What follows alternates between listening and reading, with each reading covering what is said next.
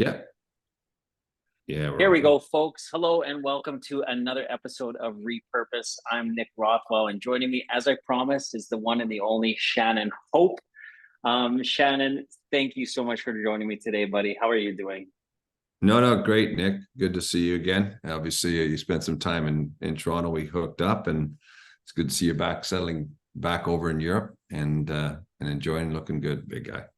Oh, buddy, we got lots to catch up on. I'm just trying to think the last time I know we went to a Yankees game together. And then Yeah. I think we met at the bottom line a couple of times. And then I think maybe the last time I saw you was when you had your brand new little one and you came to the office Yeah, I think you're right. Yeah, on College and exactly, in Grace. Yeah. Toronto. Yeah. And then Yeah. then you ended up shifting back over there. Then, a few things changes as it does in being a post-hockey player. You got to sort of, figure out which direction you're going to run and where you're going to go. And I think, it's probably going to be part of our discussion today is what you do after hockey, right? Oh, yeah. Yeah. I know, the last time you saw me, I probably wasn't in the best place. I'm glad I'm in a better place now, and I'm super excited to be able to catch up with you. As you know, Shannon, I don't know why. I think I explained it to you over the phone call. We're going to break this down into 3 20-minute periods. First period is going to be all about how you fell in love with the game. Second period is going to be your career, mainly with the Cardiff Devils, because that's all I know you as. Then that third period, we'll talk about life after hockey. So I keep saying this all the time. This is the seventh episode, and I want to get a digital clock behind me, a scoreboard where I can actually do countdowns. But Cool. Right now we just have to use the Are you going to be doing work while we're doing this? Nope. No, I'm not. I'm just writing a couple of notes down here. That's all. Oh yeah. Yeah, no, I'm good. Anyway, I'm not doing work. I'm just doing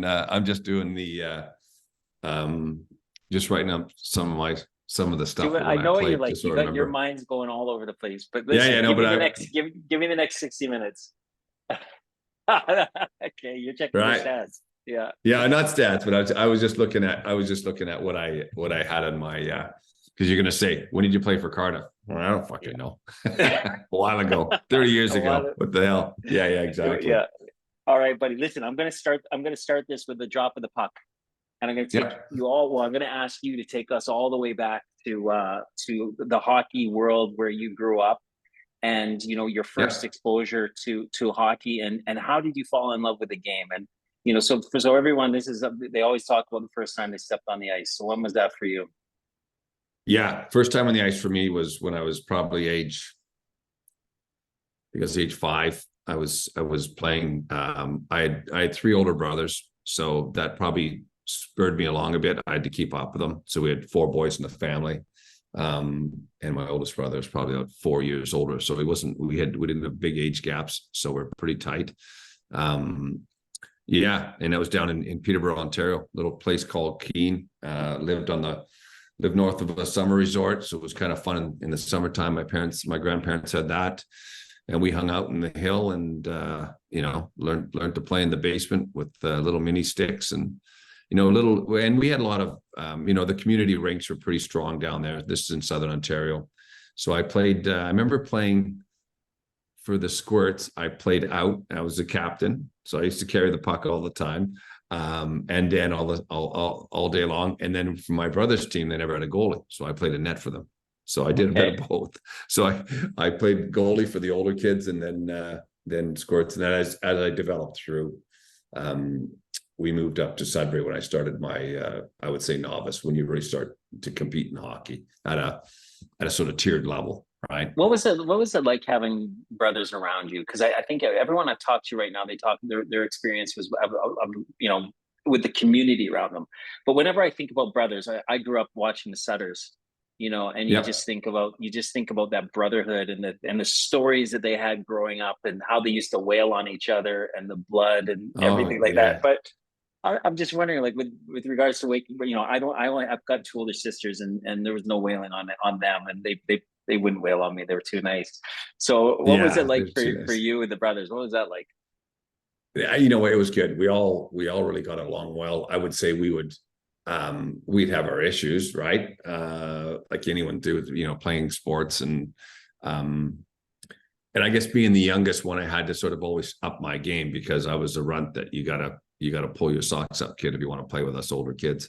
And it doesn't seem like much, that 4 years difference at that age, but it does, right? You got to, 10-year-olds playing with 6-year-olds. It's like, you got to really, for a 6-year-old, you got to be tough and get out there and grind it out.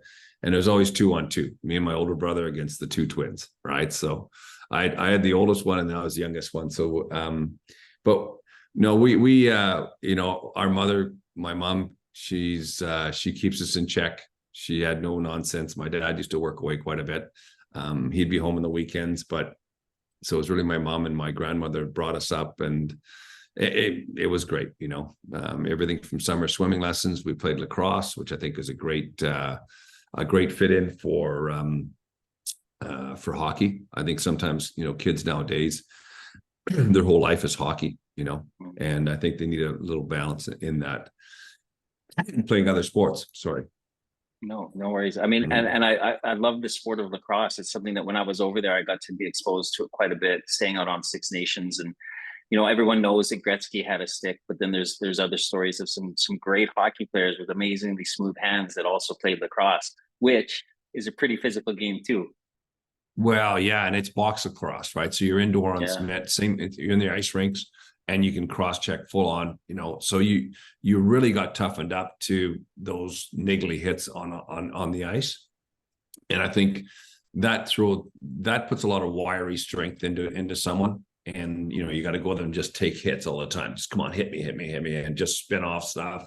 So I think that's part of my sort of balance and spinning. It really helped my hockey game for sure. And when I went into hockey camp as I grew older, in around the peewee level, the sort of 12 years old, that sort of thing. When I would go into camps, I'd be super fit after playing lacrosse in the summer, more so than if I, what do kids do? Try to work out. They're too young for working out at the gym. You got to do things. You got to water ski. You've got to, we were pretty lucky. We lived in water. So we water skied, we swam daily. Right. And all that sort of added I was never a bulky guy, right? It wasn't like I was a skinny rake, but I was physically strong, but wiry strong, right?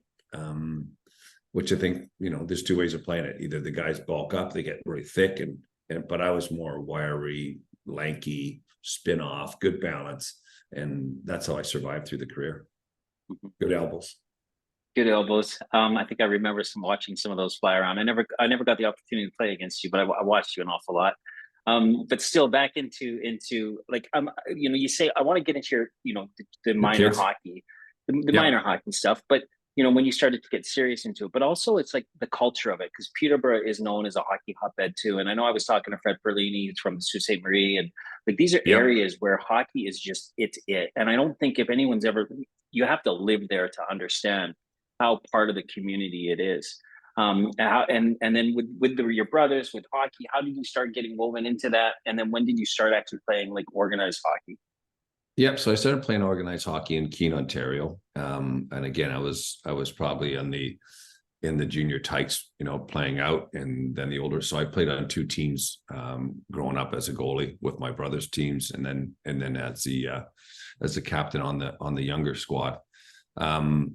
Again, small community, very much a farming community, farm based. Everyone would go to church, and everyone would, you meet them on Sunday at church, and we'd have, Thanksgiving and all those sort of big things as a community in these little arenas. The arena was pretty much the hub to sort of evolve around. There's a curling rink there, so the parents are in the curling, and then the hockey rink. So growing up, we lived at the ice rink, right? Go there, hang out, hockey in the morning, then we'd hang around and play around. We'd play mini sticks under the bleachers, that sort of thing, and everything revolved around hockey. And then you take it back to your home where you live on a lake, and you'd have a place cleared that we'd skate when we got home. So get home from school, skates on, down to the beach, let's go, let's play some hockey. And you got 4 brothers, you got an instant game, right? Throw a couple of mums and a grandmother in net, away we go, right? We beat them up a little bit. But it is, hockey is like, I guess if you're relating to soccer or rugby in Wales, growing up, they were the sports to play. So live in Canada, hockey's number 1. And that's where you get a lot of the athletes are attracted to the sport because they want to be hockey players. And I think you go to into the UK, your top athletes are going to either go towards soccer or the football or rugby, and then maybe some will play a little cricket, but then they don't get overly exposed to hockey, and partly because of the cost and the probably lack of facilities, right? You can only take in so many kids. But here, give you an idea, I've got 2 little kids playing hockey here now, and at their age groups, you'll have a seniors team that'll play, that you'll try out, that'll travel around. And then you probably have in the community that's got 20,000 population, we've got 7 teams per age group, right? So 3 of them would be A. Yeah, exactly. So I think we might have 4 A groups and then 4 B groups in the recreational side, and then you've got a premium team. So that gives you the number of athletes that you're pulling on. So everybody plays hockey, or a good majority of kids will play hockey. And I know hockey is it's changing nowadays. What was it? And we'll get into that. But what was it like? How serious were guys taking it as you started to develop and find your role, and then to start to want to play for that team that travels? Yeah, and I think you at an early age, you go, if I'm going to play in this traveling team, well, I got to pull my socks up and make the team. So you start to maybe eat a little better. And I think once you get on the team, you tend to develop as well, because you're getting better coaching. They're more serious. You're playing more tournaments. You're playing against better kids, so you stay stronger. And it's really year by year, you tend to make that you'd have to try out every year, and there'd probably be 80 kids trying out for maybe an 18 or 20 team roster. So you really have to know your slots and go. And we had a really good base here. The team I played with, these are kids I played with from, I would say, age 10 to let's say 16, 17. We had 5 guys or 6 guys drafted to the OHL. Couple like Danny Frawley was captain of the Penguins. So we had a really good. I would say we were tiered. We were double. They used to do we were double A, and then there's triple A. Toronto. It was based on population. So we could only ever be double because we didn't have enough population to be triple A. So, but we'd be double A playing against triple A kids and winning tournaments. So we, to go up against some of these Toronto teams, there's some, you got a pooling area of, let's say, 3 million versus 20,000. Right. So, but out of those 20,000, you got elitists that, these kids live and breathe this stuff, right? They've got rinks in their backyards. They can go and they come home from school, they're on the ice. Where if you grow up in Toronto, you got to go to the rink. So the parents are always running to the rinks all the time. And you got to really bust your balls to be a good hockey player down there, right? And if you are, it's going to cost you a lot of money as a family, probably 20 grand a year if you're playing the top league. Then you've got to get sponsors around you. What we tend to do in the North was we would have team sponsors. So we'd have, let's say a local builder who's got a bit of capital he'll sponsor a team, and he'll put maybe 20 grand into the team, and then you've got someone else to put some money in. And it's really because they've got kids in the program and they believe in it, and it's something for them to sponsor and go through. So we lean heavily on sponsorship now for these traveling teams up in the North. And likewise, back in the day, I think my dad used to sponsor a bit too. We had a construction company, so he sponsored. Maybe he paid my way. I don't know. Maybe who knows? Who knows, right? I was too young to know. I just figured I made the team, right? But no, I had to perform, obviously, right? I remember, and so the guys that I've talked about that were brought up in Canada, I remember the times, out in the schoolyard, we had the frozen rink, and I remember bouncing balls off the boards with a buddy of mine till the lights went out. It was so much fun, and we played like little mini NHL games in our heads, best to get 7 series, and it was just over and over and over, game-winning goals, and it was just so much fun. There wasn't really in me this kind of like, I'm going to play in the NHL.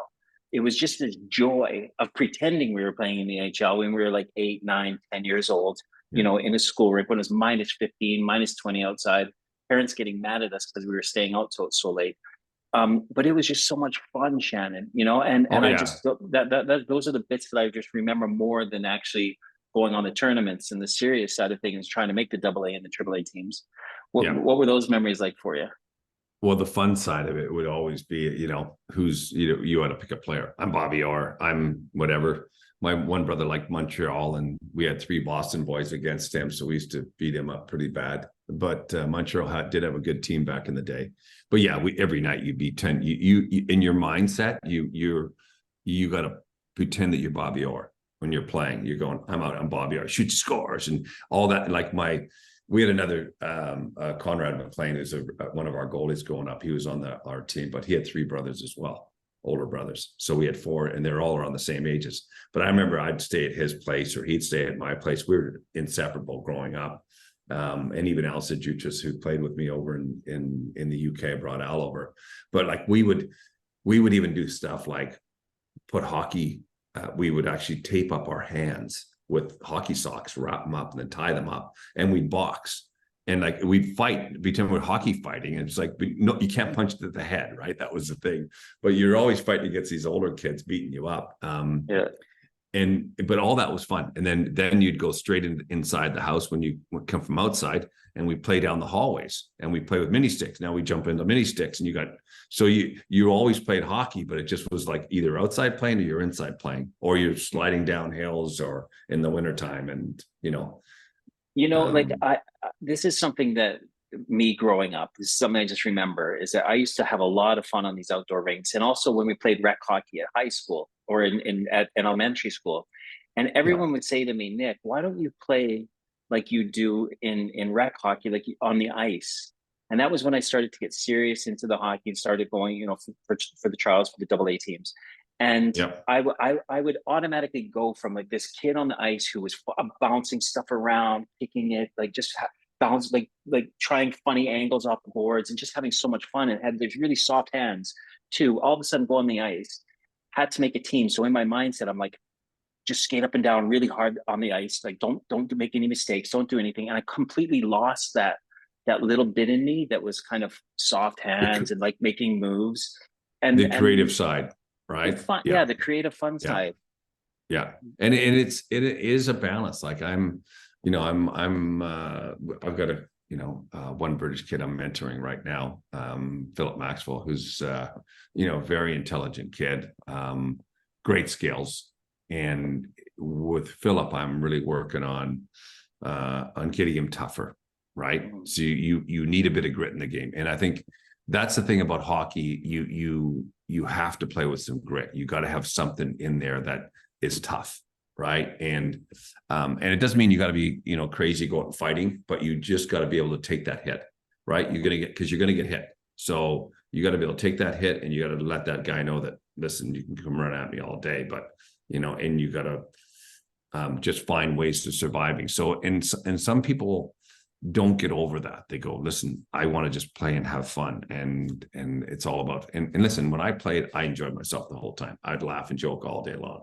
And I wouldn't be crazy heavy on anyone. I'll hit you, but but if it got rough, then you go, okay, well then we got to dig in here. And you got to find trigger points in yourself that make you kick into a second gear. And when you're saying you're going out and trying out to a higher level, it is intimidating for kids, right? They go out there and they change their mindset. They stop having fun with it. So you got to find a way to just dig in and try to bring some of that flair. And the difference comes when people are starting to hit and that's what happens, right? Mm-hmm. You're free flowing. You can do all these moves, right? And then all of a sudden you're playing in some of these leagues where you're not going to get away with that. So you got to be a bit smarter, and you got to know how to sort of move the puck better, right? So you got to get it, be quick, think, and boom, and move to open spaces. You've got to then understand the game, right? You've got all the skill, but now you got to figure the game out. Look at Gretzky. Watched all the time. Yeah. No, what age did that start happening for you, where you started to be like, okay, I'm going to actually now concentrate on seeing I can attain the highest level that I can, when you started to kind of live and breathe it in terms of, oh, maybe I can make a career out of this? Yeah, and I would say that was around 13, 14, right? Is when you really start digging in, and you're getting, getting good coaching early and learning your position is half the battle. Once you know your position, you don't have to skate that far to stay out of you can cover your own little zone, but guys want to move all over the ice, and you're just playing yourself out. You're chasing these guys. You don't have to chase. They've got to come to you at some point, right? You go to your position, they got to come through you, right? You chase them, they get around you. Now you got to chase them. So I think learning the game is so important. And I think some of the coaches right now just develop skill. They need to know their position. They need to know where they should be standing, because that's half the battle. And that's really what the coach is going to call you in a game. So you go, goal scored, record, rewind. What the hell are you doing over there? That's not, and you go, yeah, I know. And I know I'm out of position. So having that level of coaching behind you really does improve your discipline. And then your skill levels start to come out. Then because now you find yourself in the right place on the ice that you've got a bit of time.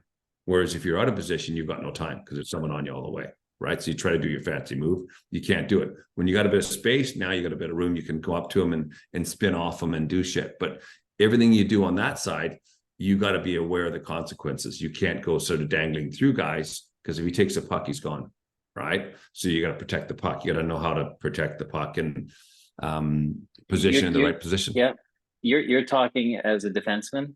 And yeah. And that's what you were known as. When did you find that role? When did you stop doing the between, like, playing goal and forward? Yeah, and I know. Okay, I'm gonna be a D-man. Yeah, I think I was around. I think it was about 11 when I switched to defense, but I did play up front, right? And then I would play sometimes. I might play center in a power play, something like that, where they'll move me up front because my awareness behind the net was pretty good and I could get open and find guys. It's all about reading plays. And so I would move around. UK wise, obviously it was defense all the way through. A bit on the national stuff, I might play up front a little bit. But I think it's important for guys to know every position. You got to know them all. You got to play them all, because you got to know where they're thinking they're heading. And if you just know your position, that's great, but you don't know what the other guy's doing. But once you understand everyone's position, you go, I know when I get it here, he should be over there. So that takes that split second of timing, which is so critical at the top level to figure out, because that's the difference between success and not, maybe, right? So just as we bring our first period to the end, when you've now grown into like a bigger body, you found your role on the ice, you're on the traveling team. What are your memories of that? Like, getting on the bus and traveling around and playing in these tournaments, playing in leagues, and then thinking, yeah, do you know what? Maybe there is a career path for me. Yeah, and I think we had a really good team that we kept assembled for years, and we would win tournaments. Like, we'd win the Silver Stick tournament, which is like a cross Ontario. We would win big tournaments as a AA team, so we knew that we had something special. That we were going, we can compete with guys down south. I think that's you got to believe that you can do it, and I think every game we went into, we could find a way to win.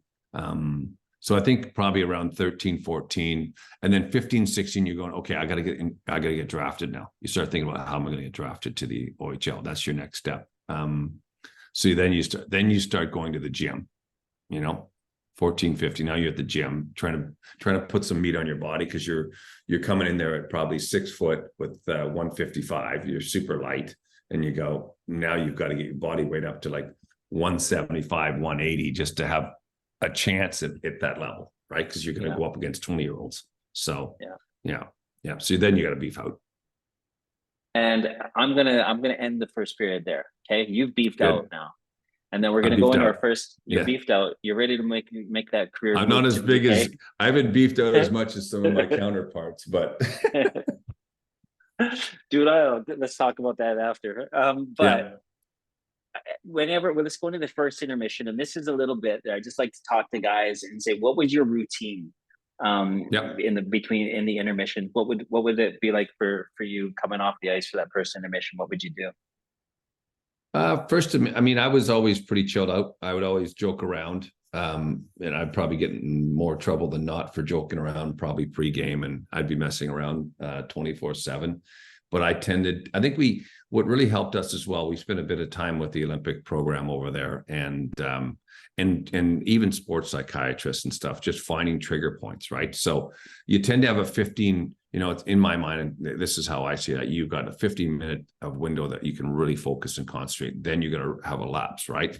So I wouldn't start thinking about the game too much. I know who we're playing. I know what we're up against. That would come out the night before. But pregame, I would just be in my own world and make sure that I've got my equipment right. That's all I'm worried about. Then when I walk on the ice, I'd have my stretching routine that I would go through, right? But in between periods, we would we would talk a bit about what happened in the first period. We'd run a little bit of that. A bit of downtime. I'd hydrate, right? I'd be drinking some fluids and really maybe even popcorn and maybe a hot dog sometimes. Who knows? No, maybe Hilton Ruggles and I used to order popcorn and get some popcorn in. So we were very.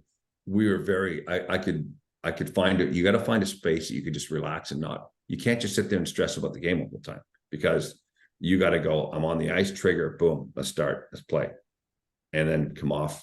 And I was always one of those players as well that you go, listen, if we lost a game, I wouldn't sit there with my head I'd say, hey, if we worked hard, if you want to get upset, we should have got upset 20 minutes ago. We could have done something about the game, right? So don't get upset after. It's just wasted energy. So try not to waste energy. Just stay in the game, stay in your zone and go, listen, what can I do better? I might think about, and we might talk about plays. We might say, listen, amongst our line mates would say, listen, Steve, off the draw, maybe come back to me. Coop, you go wide right away, and I'll just fucking hit a rifle up the boards. So we know a set play. So we might have set plays that we have geared up before we go out for face-offs. And then it's just little things like that in the game that make big differences at the end, right? You've got to have set plays, and you've got to have trick plays. You got to go, listen, I might come in and say, Stevie, I want to win the draw back here to me. I'm going to be right here. Got it. Yeah. And then, but he's going to the net with it. Yeah. You know what I'm saying? So off the draw, he's going to go straight to the net, and Coop's going to the net. But we just know these plays that what happens on a breakdown in a play. But it's more that strategy, I would say, that we would think about between periods. Okay, so with that, man, because I'm imagining you're talking about Ian Cooper and Steve Moria or something like that. All right. So this is, I'm so excited, dude. Because listen, let's just drop the puck. I'm going to start the second period. Yeah. We're going to talk about your career in the UK, and of course, that has to do with the Cardiff Devils and those guys that you mentioned. How did you end up in the UK? I ended up in the UK. Guy Ron Katernuck was coach of Peterborough Pirates. He was a goalie. He's an import goalie. He was brought over to play for Durham for a year, and I'd played with Ron in junior, so he would be one of the older guys I played with. He was probably 20 when I was 16, 17. And so I played 1 year with Ronnie.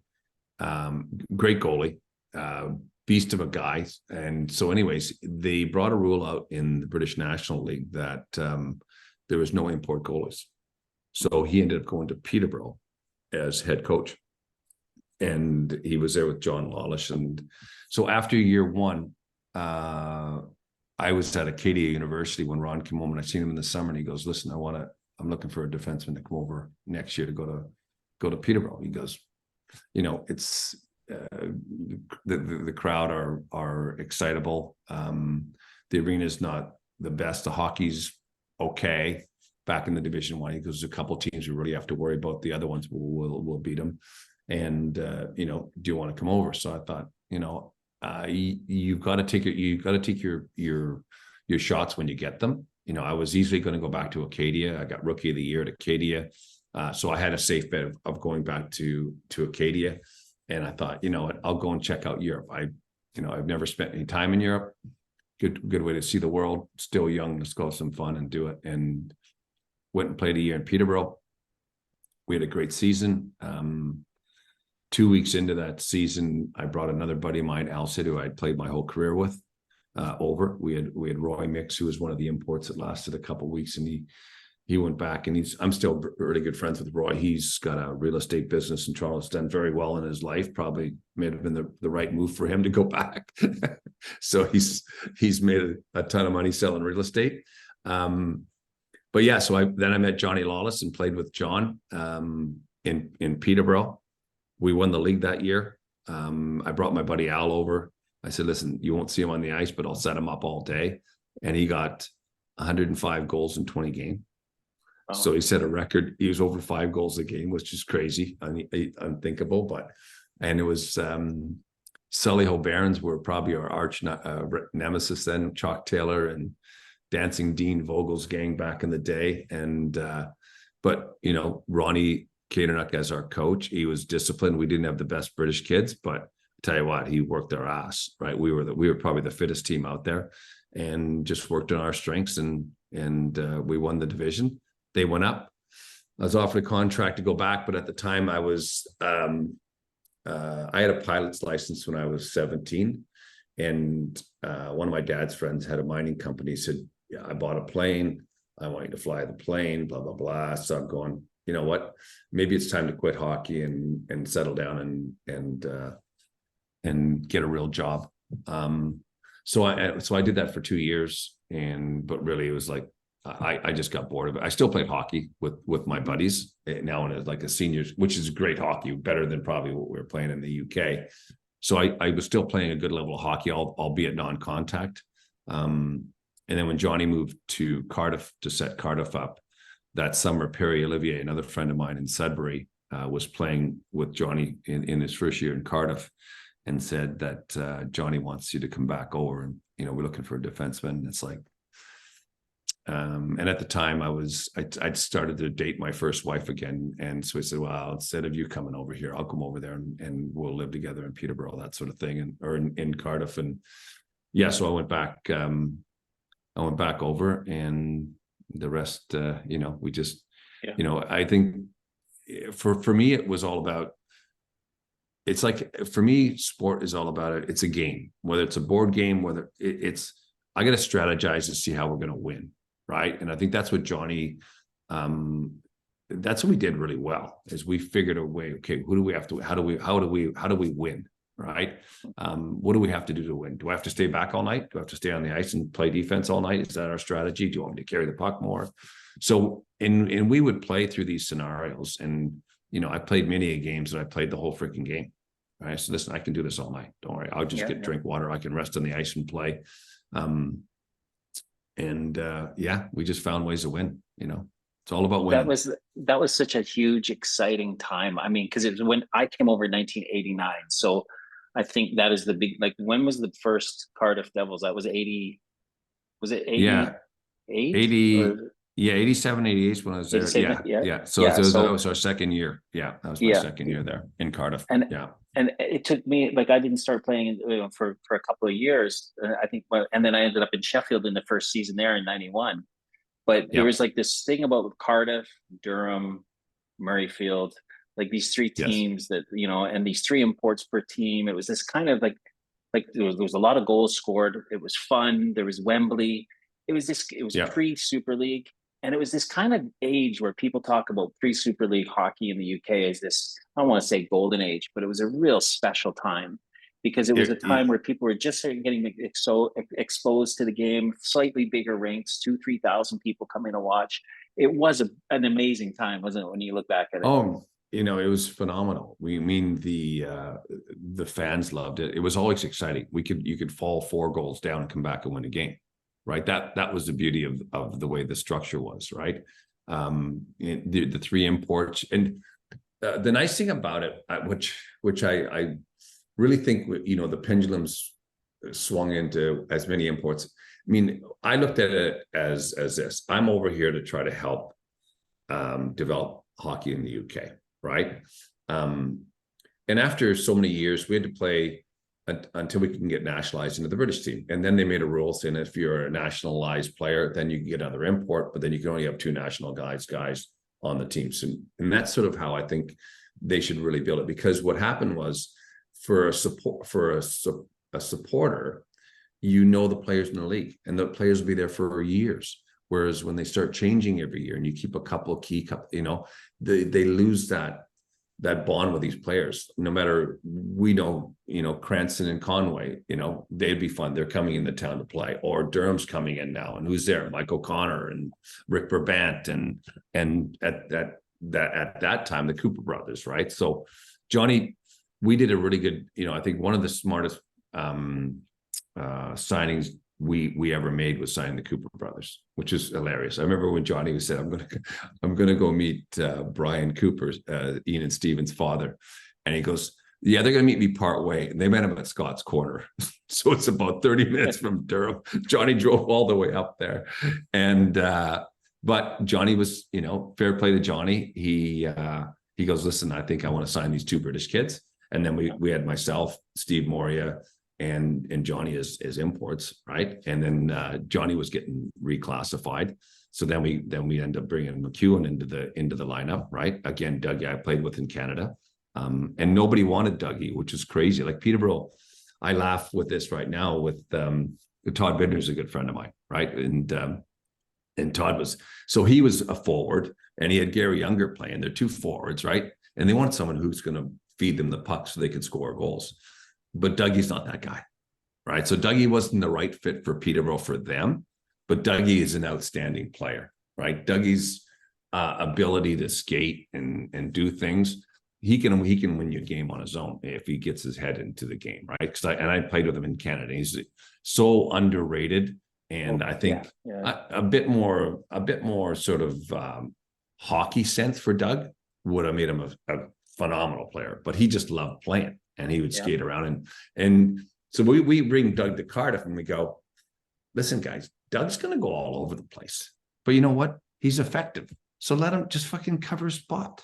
Don't worry about him. If he's in your position, cover him. You know every position, so just move around, right? And it really worked for us. He came in and he clicked, and he had a great career in Cardiff. And, Dougie's one of those very likable individuals. He just gets on with life, and he loves hockey. Like, he loves the game, loves it. So yeah, it's fun to be around. My memories of Cardiff, are going there and covering it with Sky Sports, and I got from there. My job, I was down on the rink. I got to rink side, and I got to see a lot of stuff. And I got the sense in that rink more so than any other rink I've ever been to. The old rink there. Yes, and it's fantastic.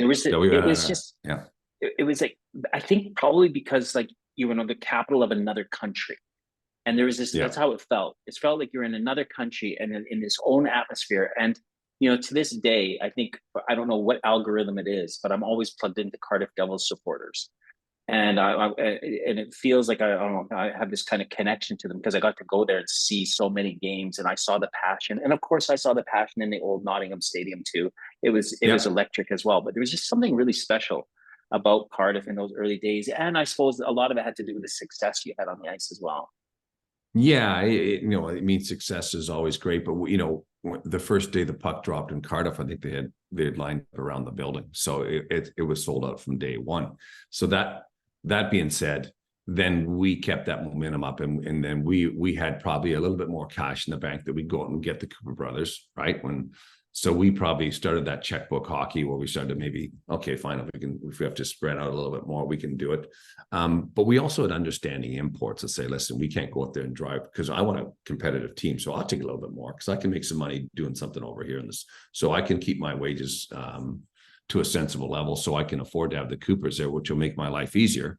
And it worked out, so we weren't just in it for ourselves. It was a real team bond. And then the connection with the Welsh public, you've got their anthem that's played, you've got, people standing right behind the net. They loved it. It was like a real close atmosphere.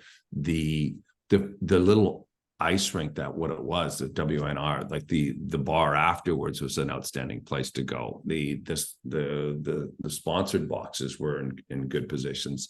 And we were right downtown, location-wise was ideal. So it made it really attractive. And we were sort of playing for Wales. So we were playing for our own little country to say we had to compete in the BBC awards at the end of the years to try to win Welsh Team Sport of the Year, which is some feat that I think we won about 3 times in our in our run through, but we got to beat the rugby boys, we got to beat the cricket, we got to beat the football teams, and to come through, and plus the basketballs of the world that come out of it. But it was special. I got to say the obvious thing. Obviously, we know that Murrayfield grew up in Scotland, and it was but there was there's just something different about Cardiff. And I'm just trying to think about your career there, the success that you had kind of pre-Super League time. What were your highlights just before the Super League kicked in, and how did that kind of go into the story too, how that all kicked in? Yeah, and I would say what really gave us the belief was, back in the day, you had to win Division 1, right? So we go and find, once we had the Coopers in for year 1. So I think we spent 1 year, and they won the first year in Division 2, come up to Division 1, stayed a year in Division 1. We beefed up, and then we got into, I think it was Romford was the big team we had to beat. So we did that. I remember the game that Jeff Smith turned up halfway through the second period, our goalie, because he read something on teletext. Remember the teletext on the TV? The game was at like 6:30, but it was 5:30 or something. So he rocks into the rink, and we're already like 4 goals down with our backup in net. But and so I think winning, we had to play Streatham to get up into the Premier Division, and then we're going, okay, now we're in the Premier Division. I think our odds were 100-1 to win the league and 101 to win Wembley. Okay, so we had that Trafford tournament, which had this mini tournament that was like 3 little 15-minute periods, like 2 15-minute periods. And I remember Durham being down there. Whitley Bay was down there. So we had, and Durham was probably the one that we went into that tournament and we won it. We're going, okay. That gives us a bit of, sorry, I got something come on my computer. That gives us a bit of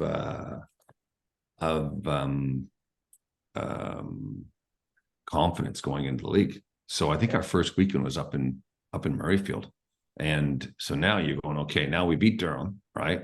Albeit a smaller. Now we got to go to Murrayfield and Fife and get through that weekend to kick our Super League, or our it wasn't Super League then, it was the British National League off, and we sort of got through that weekend. It's like, okay, so we just took it game by game, right? And then we ran through, we ended up winning the league, and then going to we won I think the cup as well. And then we won at Wembley, and even the Wembley game, it's funny, it's on YouTube. Johnny and I, Lawless and I popped in to see Johnny in Aurelia, but I'm coming up because I travel up from Toronto. So it's like, it's on the way. So I stop and stay the night with Johnny. So we found the game on YouTube, and we were laughing because we're going, I remember there was a break, and what happened there? We hadn't watched it for like 30 years or something stupid. And we're going, and he goes, what happened? I thought, was there something with the ice? I said, no, I think it was a glass. And it turned out Johnny was the guy who got hit and got smoked. I don't know, someone smoked him and he knocked the glass out. He got smoked his head. I'm going,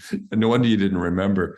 But we ended up having a little break at the end, tying that game with like 1:30. I think Morey to Ian Cooper, and Ian hit Stephen Cooper backdoor, and then going to overtime. But then the penalty shootout, it couldn't have been played any better live on BBC, and it went down to 25 shots, right? Dougie scores the winner, and Tony Hand missed. And what Tony Hand's like, he's a phenomenal hockey player, and Jeff just did his job. I don't know how these goalies, they look so awkward in net, but they got it done, right? Yeah. So I was at that game. I remember it well.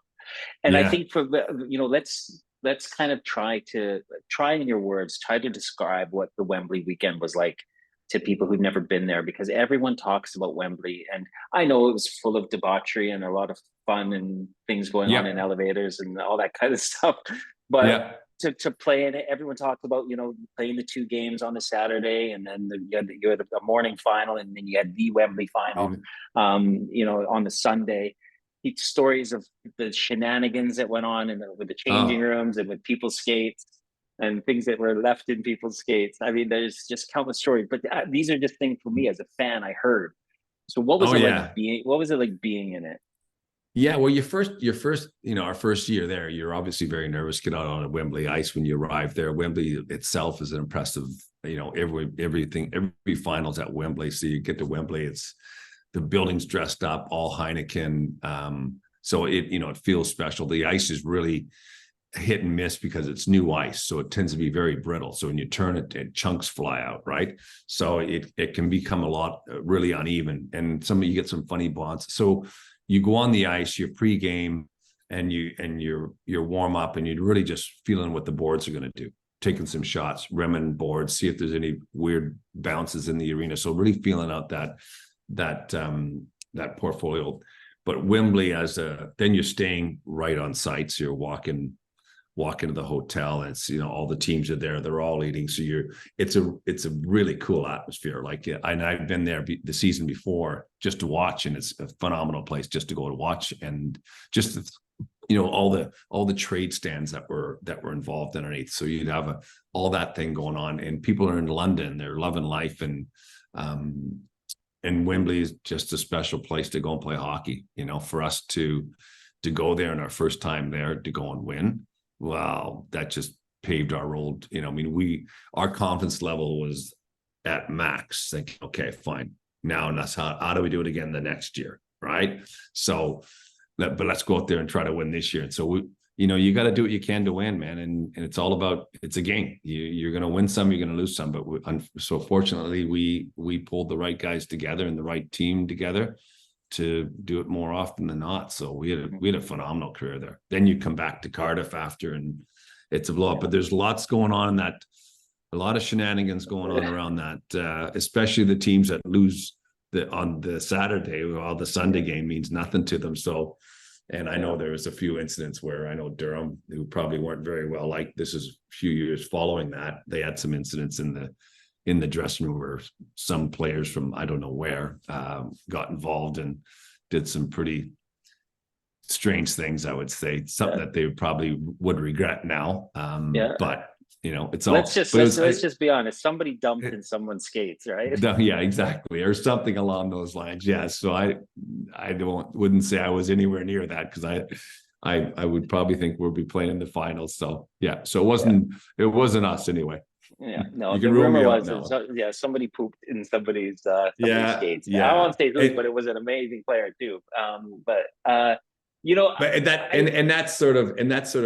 was a sort of a one-off, and you go, that's just not cricket for me, right? That's going too far. You can play some shenanigans, like, if you had someone's phone number, someone might be calling them all evening, stuff like that. You deal with it. Or so someone's room, one of the fans is calling someone's room every 5 minutes. It's just that's part of sport, and part of the mental prep for it, right?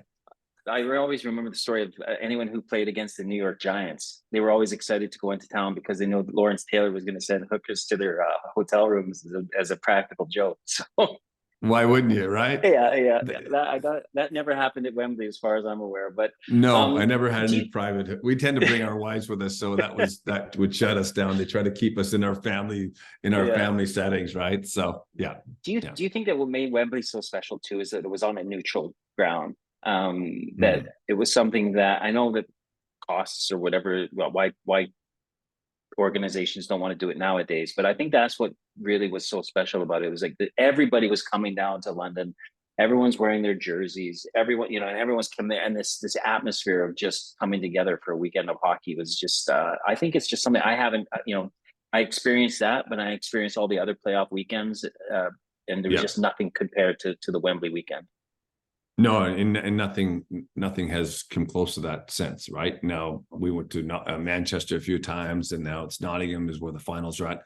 And listen, Nottingham's nice and central, good for the fans, and it's right in the city center. So Nottingham's still a great weekend, I think, and I think it's I think they're they always sell out, and it's kind of a nice place. It's actually probably a better setting for a hockey fight, because they're right in town. They got the hotels are all in town, and everyone's walking around the city center. They can walk to the arena. Where Wembley's sort of out a bit, right? It's let's get to that destination and go to a final, but it's Wembley. That's it's Wembley, and you got to appreciate that.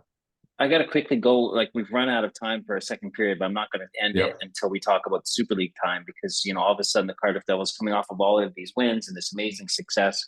And then how do you now step into, this fully pro league where everyone ups their games, and you guys still will you still continue your dominance into, you know, what everybody knows now is probably the best hockey that the UK has seen?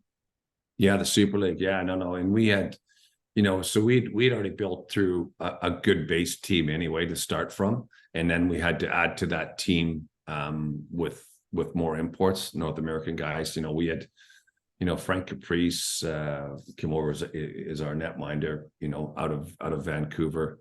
So we everything got heightened, right? So my job was now probably more, be that defensive defenseman versus we don't need you to score goals now, right? You're going to score some goals and power plays and stuff and shots and deflections and all that sort of stuff, but we don't need you to contribute out there. So just shut down the backside, right? So and then we brought guys like Ivan Matulik and Mikey Ware, his brother Greg Ware. So we had some big guys around us now. So we were a well-balanced team, good goaltending, in a tough rink to play in. People had to come into our little barn and play, and then the crowd is right on top of them. And again, it's all about getting down to Wales, and everything's different, right? You're staying there. It's a cool space to, Cardiff's a great city. Cardiff's. I got a lot of time for Cardiff. I love the time there. I got a lot of good friends there, and it's for me, it's the best place to play hockey in the UK. And is this the time too where he comes in and he takes the head coaching role too, and that he was Super League guy, right? Yeah, I remember that. Yeah, and Hebe played with us. He was what happened was Hebe's role was he was a tough kid, right? And a very focused. So we put him in the coaching role because we needed to strengthen his position probably more. And we said, Paul, listen, what do you feel about being the bench coach? And so Johnny was still calling the shots from the sideline. But we let Paul run, we let him run with it. And to be fair to Paul, he put his head to it and got his head down. He focused on the coaching role, and he said, okay, I want to be a coach, and I'm going to take this serious. And he did. And, again, I think we had the right attitude. I mean, I probably clashed with Paul a few times because maybe he was trying to get himself ready for games. And at the time I was saying, listen, Paul, I need the rest. I don't need to go on the ice twice a day. Right. And it was that changeover when you get players coming in from North America that are used to training every day, twice a day, and it's like, guys, we don't need to do that here. Right. We can do once a day. It's plenty, in game days. I don't want to be on the ice pre-game. I don't need to go and loosen up, but that's the way North America side. The reason I went to Britain is that I want to enjoy hockey and not play too much of it. Right. And excel at it, right? Yeah. Be fresh. So just to wrap it up, your career in the UK, what would have been your highlights? I would think winning Wembley the first time was special. The league in Wembley that season was super special, and not much compares to that. The sort of amount of partying and I would say even for that matter off the ice, just some of the friends I made over there. Nick Davison's a really good buddy of mine who ran one of the radio stations like XFM. So, in the amount of enjoyment that we got living in South Wales, going to rugby games, and most of my buddies over there are rugby guys, soccer guys, cricketers. So it's a real social hub. It didn't matter whether you played hockey, rugby, or, whether you're Ryan Giggs or you're Shannon Hope, it didn't matter to Ryan Giggs. He just got in there and mixed it up. So Wales is a very special place. Yeah. Beautiful. Let's end the second period there, and let's head over into the third. I'm going to pause it for a second because I got to go pee. Yeah, that's fine. Yep. Okay, third period, Shiny. And this is the purpose of this podcast, is to talk about life after hockey. And it's something that, I've seen you with your career. I've seen you over in Canada. You're a busy guy. You're always on the move with work and with companies. What was it like for you when you were like, okay, I'm going to hang them up now and develop my career? Or was it something that you were doing while you were playing too? Because everyone knows you had some companies going while you were playing. Yeah, and I think it was something that when I went to the UK, listen, I could have went, further maybe into Europe and played and made a lot more money, but I always thought that I really enjoy the hockey that I'm playing in the UK. And so I started Shine Dog. So we had a clothing company that we now, you'd always have a team going, it's one of the reasons I sold it, because you always have someone going bust and they'd owe you 20 grand. It's like, oh, all the work you did all year has just gone out the window. But the experience was great. I got some, the crew of guys I had there, at Andrew McLean, who's a phenomenal artist who did all the, I would say he did Nottingham's, Sheffield's, Cardiff, all our logos he did. He's just outstanding. So we're still close friends. He's coming over here in February, so we still do work together on different things now. So he's still an illustrator doing that. But I think it's important that I plan to say, listen, when my age meets my number, I'm retiring. I'm 35. I'm checking out. So, and because I wanted my knees to be fit, I wanted to be able to do other things, and I knew I had to start other careers, right? Because I'm going to listen, no matter what, I haven't got enough in the bank that I can sit back and relax on the back of my hockey. So, and I enjoy doing other stuff too. So I think it's important. It's important for players to not think that hockey's going to be, unless you're in the NHL, right? You got to do something after hockey. So you got to keep that in mind, whether you go and get an MBA, further your education, so you got something set up for when you leave that you can walk into a different role, or whilst you're playing, if you're even there's jobs all around those opportunities, because there's sponsors that are engaged there that'll easily. So what happens is that a person from North America will come back home, right? And then they go, now what, right? So you throughout your whole career, through your life, you got to build relationships. And I think that's one thing I think I was pretty successful at doing, is building relationships and be honest with people and be fair to people. I think these are two real core things that my dad always drilled into me. Just treat people how you want to be treated. And that's something that I always do. And I've had roles and jobs where I would lose money, but if I said I was going to do it, I'd follow it through. But complete your missions, right? And I think that's really key. And the other thing I think where players really get lost is, because it is a daunting thing, right? You come out and you go, what am I good at? I'm good at playing hockey. Okay, now what? Then you got to really try to find what's going to drive you, right? And then you get into a job you might not like, then you might go, because you're used to all this fame, right? And then you got to go strip that away. What's back? So your family's super important, and your friends are super important. You got to have those trusting teammates, which you've built these relationships over years. Use them, call them, buddies are there always to help you out. Right. So, and people get lost in their own little worlds. And I've seen some guys we played in Cardiff that came back and they're living on the streets and end up there, they've passed away. And it's like, what a waste. I would love to have tried to help them. Right. But I didn't know until it was too late. Right. So I think it's important for people to care about other people. Right. I think that's really key. I was talking to a guy who I'm going to get on this podcast, a coaching legend in the UK and a playing legend in the UK. And he said, Nick, he goes, I'm really happy that you're doing this podcast. He goes, because it's literally half the guys I know from playing are doing really, really well.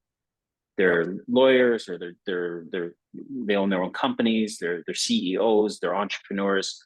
They're in finance. They're doing really well. He goes, but literally it's half. And then the other half are struggling. He goes, they're struggling with alcohol use. They're struggling with alcohol, with pills, with prescription pills, with other, class A drugs and identity. And they're really, really struggling. And I think this thing is that I'm really interested to know in you is that you were said that there was things that your father taught you that you had like in you, this ability to show up and to be honest and to do a hard day's work. And then there's also the skills and the relationships you meet or you have while playing the game. So for you, do you think it's a combination of both that enabled you to have a successful career after hockey? And then do you think that maybe it's lack of, like, for the guys who are struggling, what do you think? Well, I don't know. You can't say why they're struggling, but you can definitely talk to your own, how you learn so much from your dad, but you also learn so much as a hockey player. Yeah. And I think you're right. Your dad set you up right. My dad was a great guy. Everyone loved my dad. He was just one of those very personal dudes. But I think it starts there, right? Is treat people right. Then you're going to get respect. I used to say to when I was running the team in Cardiff, I would say, listen, I'll hire the coach, Nick, you're coaching. And I'd talk to the players start of the year. I said, the only time I'll step in is if I see you come off the ice and you ignore a 9-year-old kid that you wouldn't sign an autograph, I'll step in. Right. So, I think that bit's really, really important, right? You play the game because you when you're a kid and I want to be Bobby Orr. Well, now that you're Bobby Orr, you got to drive that down to the kids. You know what I mean? So I love seeing guys we played like Matt Myers and those kids come through, and Stevie Lyle, and had great careers. But we had fun with those kids, teaching them, right? Yeah. And they come right up, and next thing you know, they're playing with you. That's just a great feeling. I think that's what people need to dig in for. Don't be so selfish, right? Yeah, you're going to get so much back. If you give a little bit out, you'll get it back tenfold. I think that's an amazing lesson for people to hear. And I know, Shannon, we're not going to have time for a full 20-minute period and also overtime. Yeah. So I'm gonna ask you now. I've seen you like as a player. I've seen you. I watched you, and you were that guy. You were very laid back. You were not too in people's faces. You could laugh. You could joke, and also you're a very personal person off the ice. You build good businesses. I've seen you in that business sense when you were in my office in Toronto. You've been successful off of the ice. So I'm asking you now, like, because you were a father too at an older age, and you're sitting there and you're. Is there anything you're scared of? Like when you think about the skill sets that you had and the things that you were given, and now all of a sudden we're getting into the older ages. We're in our 50s and we're like, holy shit, I missed out on this, or I don't have that. Like, so are you fearful of anything nowadays? Yeah, I'm pretty active now, right? I got like a lot of stuff going on now, right? And I don't think I've got too much time to think about other stuff, but it's all fun stuff. Like everything I do, I enjoy. And I think that's important. Try to work in something you enjoy. And I love my work. My work is not work at all, right? So, and believe me, I've got a very wide palette of interest, right? So I've got about 5 different things that I'm rolling right now, but I've got teams around every one of those things, and they're fun, right? Yeah. There's some fun stuff out there that we're.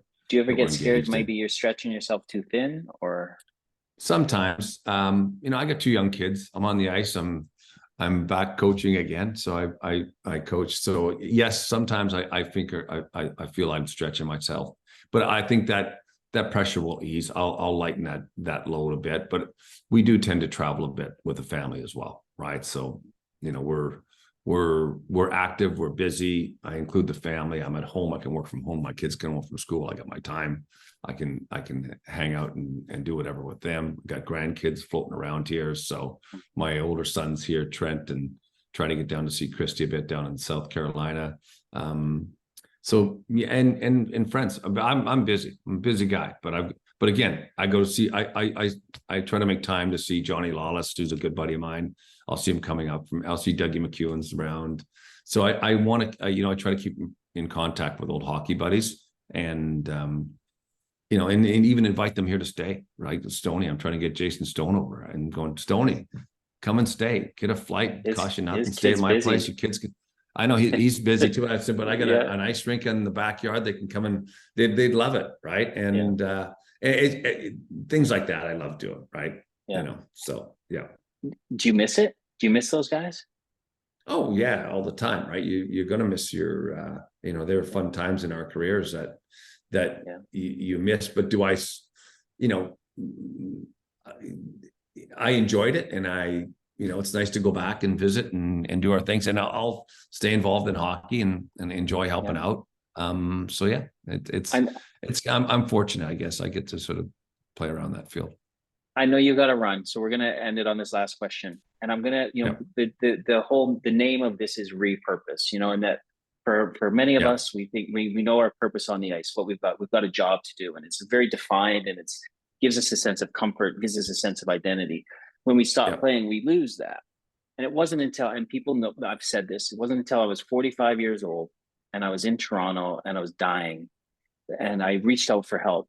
And I became part of a recovery community where it gave me, when I got sober, I got really good at helping other guys in their sobriety.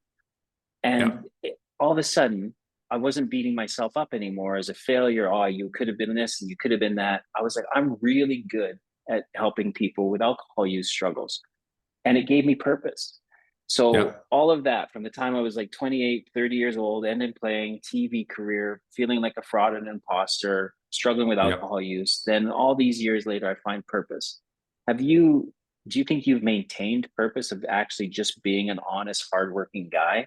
And you've just carried it through to hanging up your skates, but into your professional career, Yeah. I guess. I might have been fortunate when I hung up my career, that I was around the hockey. But again, I spend a lot of time and effort building those bridges, right? And doing the extra bits with, where some guys will go, I'm done, I'm going to shoot off home, or I'll stay around, talk to people. And it's all about communicating with people. That's the key in this world. You communicate with people, you're going to find good things, right? You're going to find good people that you resonate to.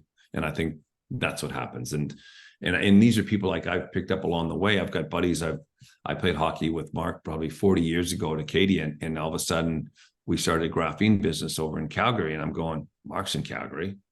What are you doing? He just retired, plugged him in. He's running that. Great. Got guys, I trust him, because you can trust your hockey buddies. That's how I rolled. And I feel safe. He's running that business, right? I help him out, but he's the day-to-day guy. So I really resonate back and forth to these guys that what's going on here? Got some alert come on my phone. But yeah, no, I resonate back to communication's key. And I do like, I'll go back home to South Wales, and I'll go and see one of our supporters. She's been a supporter for years. I knew Lisa James. Oh, Lisa. Yeah. So, I went up to see her in Merthyr Tydfil. She's in a home, and she calls all the time. I get a couple messages a week. Do you know what I'm going to do? Right? Wait. I'm going to take a picture of this screen. Hold on a second, and I'm going to send it to her. Oh, wave. Yeah. Go like this. Go like this. Okay, I'm going to send that to Lisa. Yeah, I know, she's great. So I went to see her. You'll laugh. So I went to see her, and I had to call to sort of say that, hey, it is me. I am coming to see her, right? Because I didn't believe her, right? Yeah. And she was. This is where the heck is Lisa? I got her on my phone here. Yeah. Yeah. Hey, Lisa. Yeah, I get it. I get the odd message from Lisa too. Yeah, she remembers me on Sky Sports. Yeah, she's got the queen in her room. Yeah. So that's that's the room up in Merthyr. So when I go home, I tend to try to pop up and right. And again, that's all given back, right? And she just wants a piece of, look at their life, right? They need something like us, and you got to give them. What's it cost? A few minutes of your time. It's nothing. So no, thanks, Nick. Give love. Give love. Thank you for your time, dude. I really, really appreciate it. I can't thank you enough. It's been great catching up with you. I miss you. I'll let you know. Well, if you're ever in the Czech Republic, or if somehow we can meet in the UK, if you're traveling over there, let me know. Yeah. I'll let you know for sure. Yeah. All right, brother. You take it easy, over man. to Sauce Bay in end of December. No, beginning of about the 20th of December, around there, not 17th. Going to go skiing. Over in the UK. Okay. No. Oh, no, you're in Europe. Yeah, you're over here. Yeah. Okay. I'll drive. All right, brother. Take it easy, folks. And thanks for joining us for another episode of Repurpose. Not sure who's next, but we'll bring you some pretty good guys to talk to. Until then, it's bye for now. Cheers.